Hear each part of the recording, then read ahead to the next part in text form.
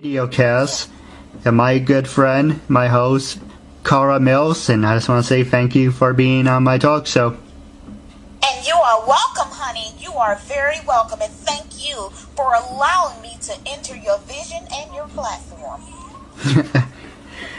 Now, for people who don't know what Uncensored is my own creation, and it's my way to show people that even with a learning disability, I can still overcome controversy and reach my goals in life. And it's a perfect example for people out there, deaf, blind, or in a wheelchair, to never give up and always reach for their goals. And I'm basically I'm turning myself into a perfect example.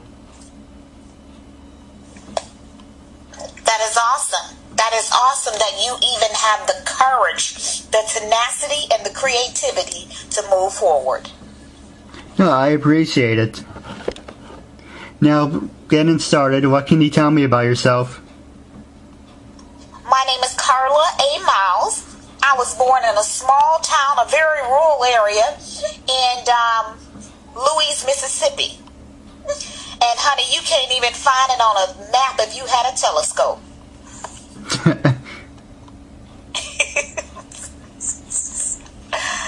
Oh, you couldn't find it on a map, but that's where I lived until I was 16.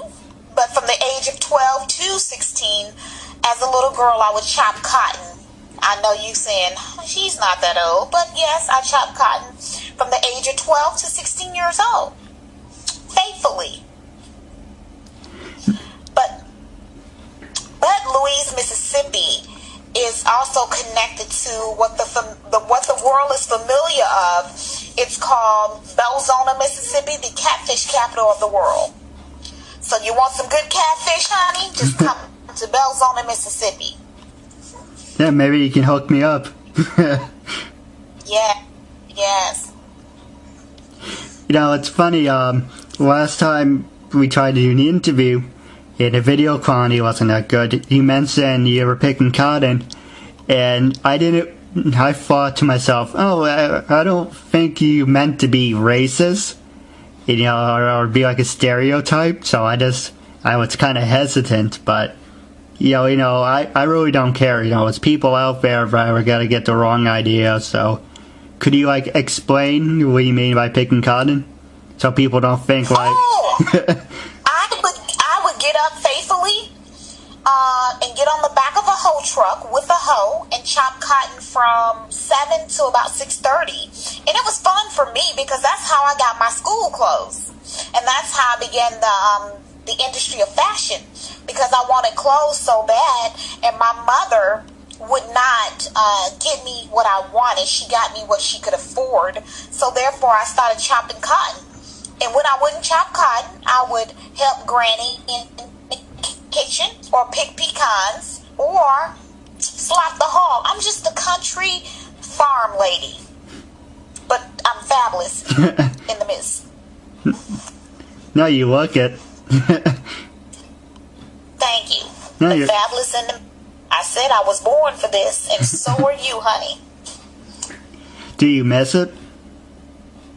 You know what? Honestly, those were some of the best days of my life. That's when genuine love was abrupt. You know, love is like a healing balm. So that's when love was so beautiful and so intensive.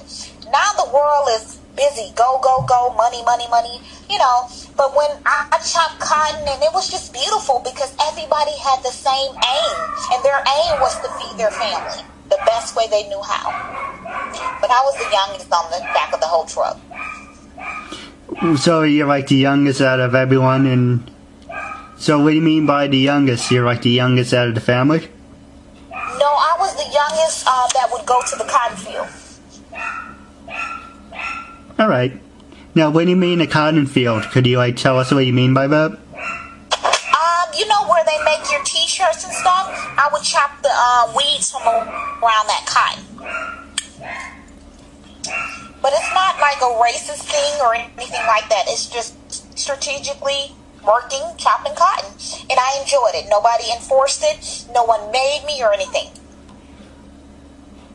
No, I understand. I appreciate that. You know the value of hard work. Oh, do I, honey? Hard work. I would put a straw hat on, some plastic bags on my feet, and get on down that field. But I enjoyed it because I knew I was going to get me a new outfit that evening. All right, our next question I was going to ask you is, how was your high school years? Did you enjoy high school? Did you hate high school? You know what? I traveled a lot. I didn't really care for high school. Some of my time in high school, I was bullied.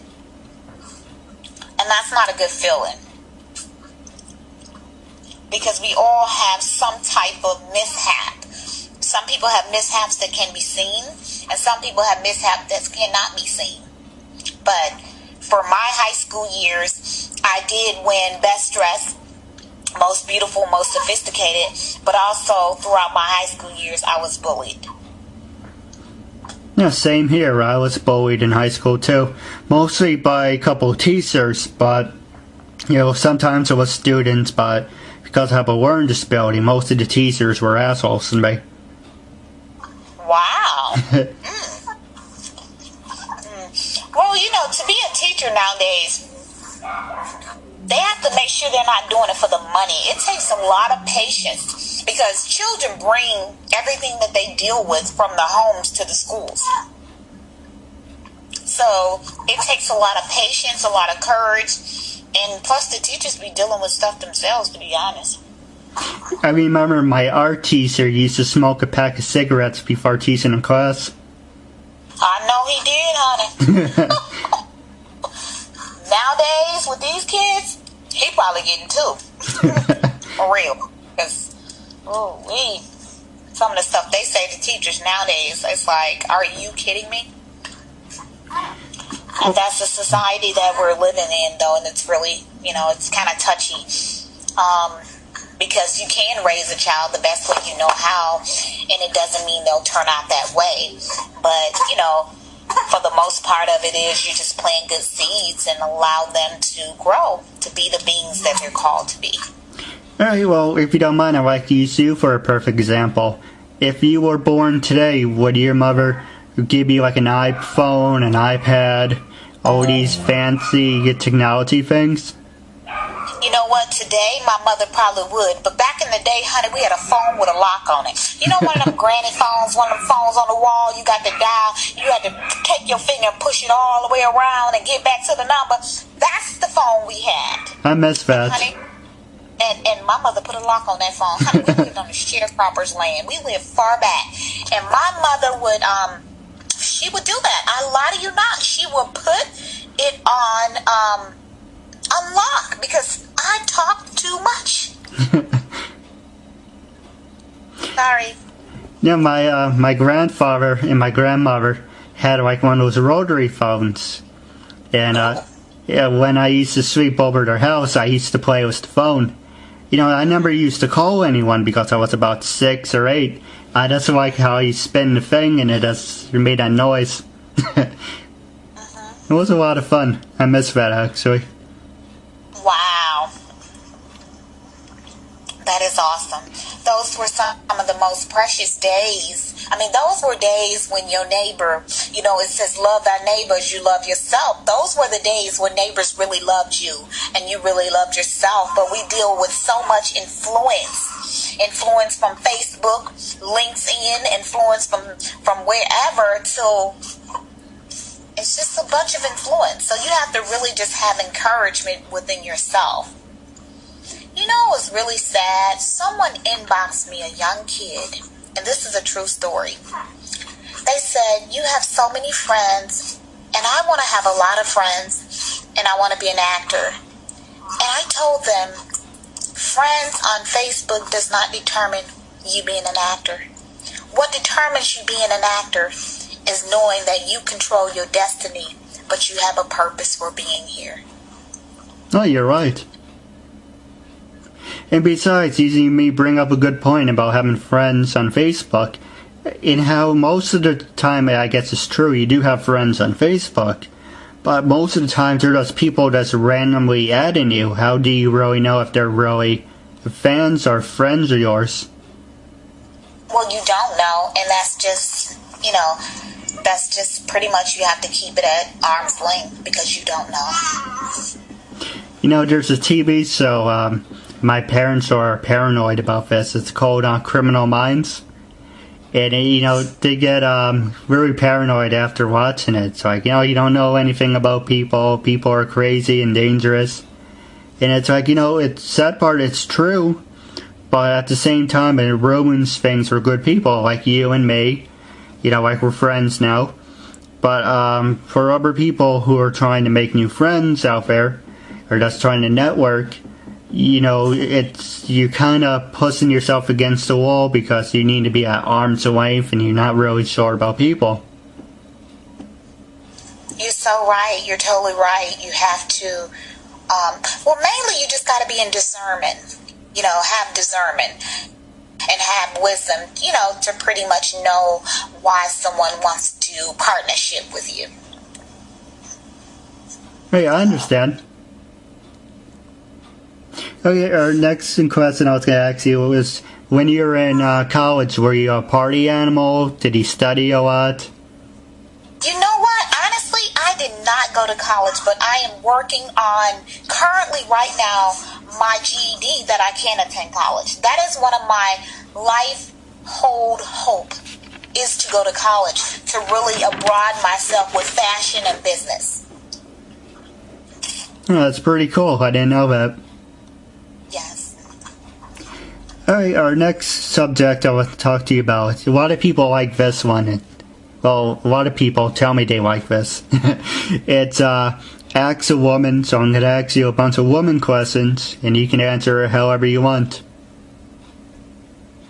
Why do people what now? Say it again? Oh, a lot of people like this subject, and I haven't really gotten any criticism on it, so I guess there's some people who don't like it. But for the most part, I do find people who enjoy the subject, and it's called Ask a Woman. So I'm going to ask you a bunch of woman questions, and you can answer however you want. Okay, go right ahead, honey. Bring it. If you could have a dream date with anyone from history or famous, who would it be? No, you didn't ask me this. Honestly, a dream date, it would be, how many people could it be? Just one? No, it could be anything you want. It would be a dream date with Tyler Perry. he's a good actor. I know he's going to laugh. And Michael Watkins. And one more person, a dream date. The King of Dubai. Oh, I never heard of him. Who's the King of Dubai? I don't know. Just the humor. I don't know. It's funny. Remember those commercials? I'm trying to think of his name. Terry, the first guy you mentioned. Tyler Perry? Yeah. You remember the Old Spice that he used to do? Uh-huh. Those are my favorite commercials that he used to do. They're really funny. Oh, wow. Do you watch Brooklyn 99 that he's on? No. What, I don't know what channel that's on. For New York, it's Channel 5. On weekday, it's on every Wednesday about 9:30. So I guess for California, it would be about 6:30. I don't know what Channel 5 is in California. Oh, okay. Alright, the other question is, if you could have a drink with anyone in history, from history, who would it be? I would have a drink with Jesus, honey. I would want to have a drink with him, because I want to know what they're talking about right about now. I would really have a drink. I would pour up some vodka, and I don't even drink. But give me some give me some brandy, one of them old people drinks. Brandy and what did they put? Brandy and peppermint and honey together. honey, because it's gonna be like some cold medicine. I just really, no, I would have a drink with Jesus. That's just who I would do. Because I would want to know so much stuff. So. All right, I got one better. I would have, okay. I would have a drink with God. Woo! What, you know what? You got it going on there. And honey, when he get drunk, he may tell everything. You know they say a drunk person tell everything, don't they? That's true. But it would make sense, you talk to Jesus and you talk to God about what's the point of life and why does this happen? Why do bad things happen to good people, or good things happen to bad people? Now, the next question I was going to ask you, it's kind of a touchy subject, but I would like to ask you anyway if you're okay with it. Go ahead. Do you think it was people using the race card to get what they want? Do you think that's fair to other people, or do you think people are just stereotyping? Do you think people should be racist? No, you think people who use the race card to get what they want are just in general stereotyping? Do you think that ruins things for everyone else? Okay, I need to help understand the question. Alright, well, I give you a perfect example. For example, I was turned down for a job because I have a learning disability. And so I used the handicap card. He's like, oh, you didn't hire me because I have a learning disability. Now, say someone who's African American says, you didn't hire me because I'm black, or you did this because I'm white. Do you think people are just idiots and they use the card just to get what they want, to get attention? Let me really address that question. As a young lady that is many of colors, I am Afro-American, I'm German, I'm Caucasian, I have many of colors in me. Right now, as I look through this FaceTime, I do not see your white, because white is a color. Right now, as you look through FaceTime, you don't see me black, because black is a color. I think if we take that ignorance out that has been embedded in us for so long, so many centuries and so many generations, this world would be a better place. Yes, we are from different tribes. We're from different attributes of life. We're from different places. But we're all one race of color. When we decease, die, expire, we're all going back to dirt. And it's not going to say if you're white dirt or black dirt. It's just going to say drop you in the hole. And you're right, and it's, we all come from the same place, and we're pretty much all the same, so why do you have to label yourself different? Why do you have to ruin things for everyone else, That's because we've been taught so much. That's why you said if you could have a drink with anybody, you would ask God all these questions, and then we would have the answer to everything, all of us. Hey, well... we would have the answer. That's true.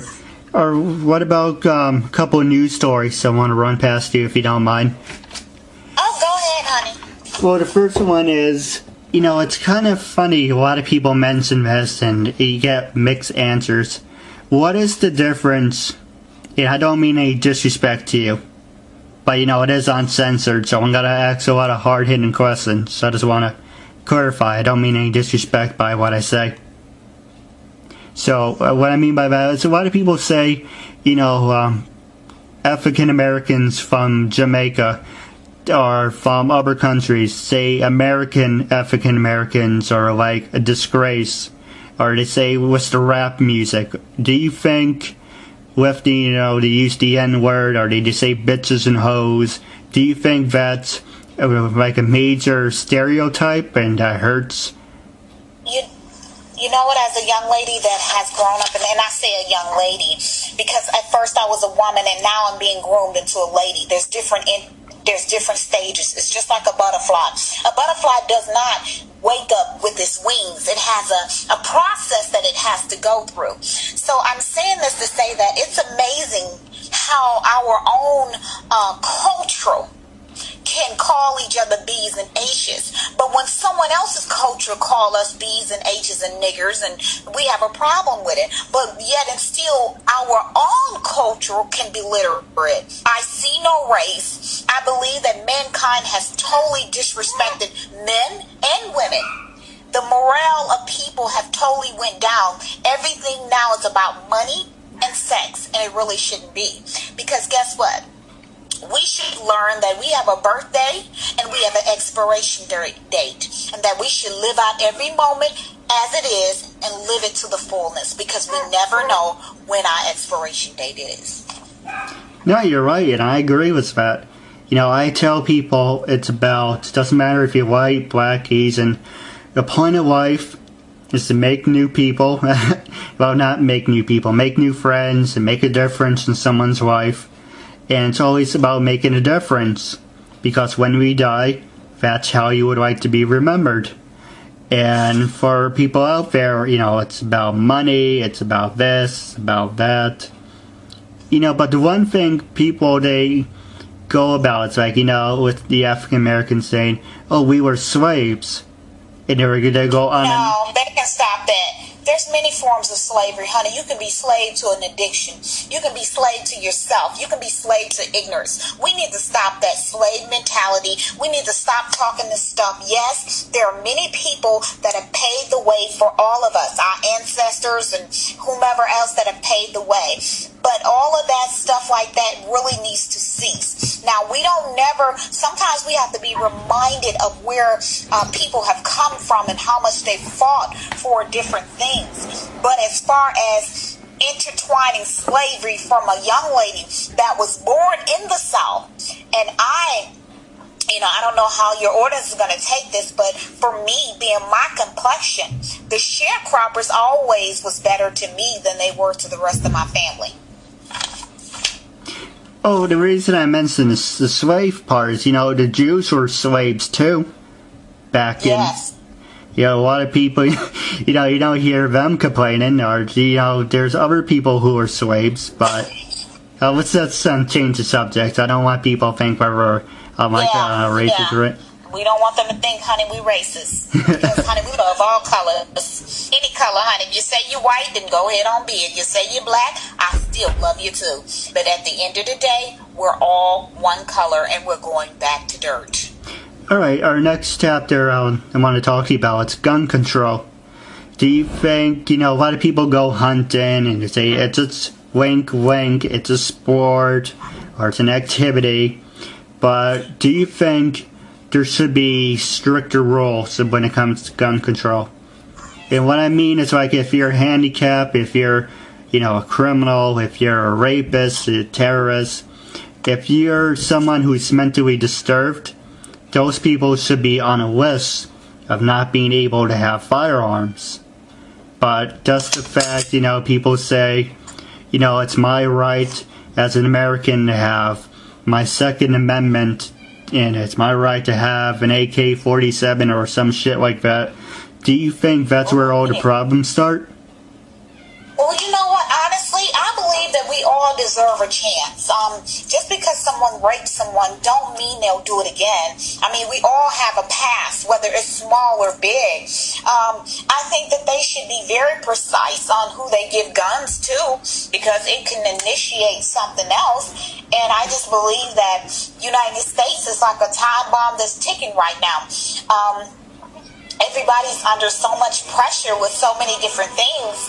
You have to be in discernment. Once again, as I was saying to you, you have to be in discernment of, you know, what it is that you're allowing someone to carry. That's true. But you don't think, you know, it basically comes down to money, and but I think there should be, like, stricter rules and everything. Yeah. Well, stricter rules, everything is about money now. Where's the money? You know, that's what it is about. People are about money. Money, money, money. You know, you can make me some money, I'll deal with you. You can make me some money, oh, honey, I'll do this and I'll do that. But at the end of the day, you know what? We're just all trying to fight while we're still existing.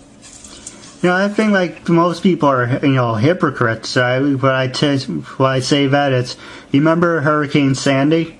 And a lot of people, we had that big show when, the Who was there, and REO Speedwagon, and all these other bands, and they're raising money for people, for New York and New Jersey, and only 30% of that money went to the actual people who actually needed it. All the other money went just to the bands and to everyone else. No one knows where the 70% will disappear to.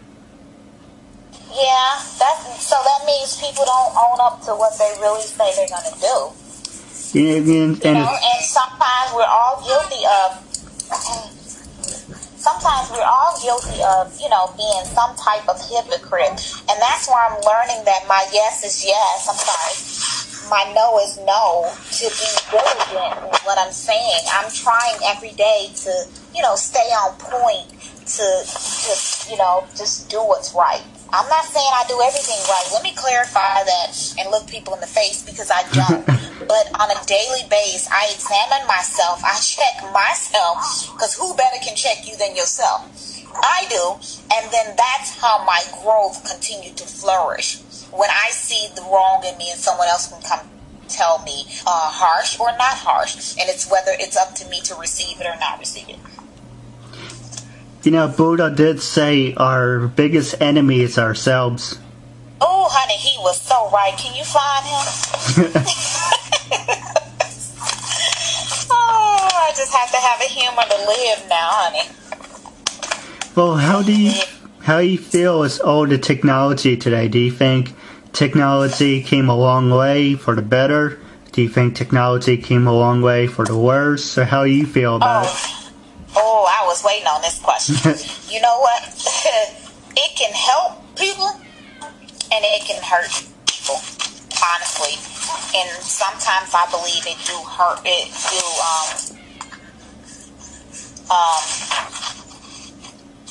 do hurt people. Well, I will give you a perfect... I believe... I'm sorry, I didn't mean to interrupt. Go ahead, I'm listening. I would give you a perfect example, for medical reasons, for people in the hospital, it's good to have all these stuff. For an example, my grandmother passed away in 97, and because she was in a shitty hospital, and we didn't have all this technology we have today, if we had it then, she would have lasted longer. They could have helped her prevent, from having a stroke or a heart attack. So, hold on.